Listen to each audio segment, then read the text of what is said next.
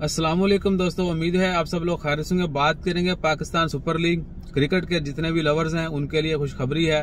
आज 11 अप्रैल 2021 इतवार के दिन पीसीबी ने ऑफिशियली अनाउंसमेंट कर दी है और स्केड्यूल जो है वो भी जारी कर दिया गया है। PSL 6 के जितने भी बकिया मैचेस हैं वो 1 जून से लेकर 20 जून तक, यानी 1 जून से 20 जून 2021 तक नेशनल स्टेडियम कराची में खेले जाएंगे। बीच में से कुछ मैचेस जो हैं वो नाइट के भी हैं और मोस्टली डेज में एक मैचेस हैं।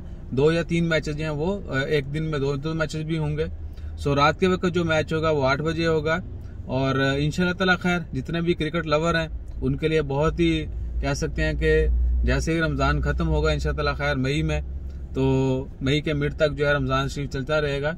उसके बाद थोड़े दिन रेस्ट होगी, फिर जून में जो है ये मेला सज जाएगा क्रिकेट का।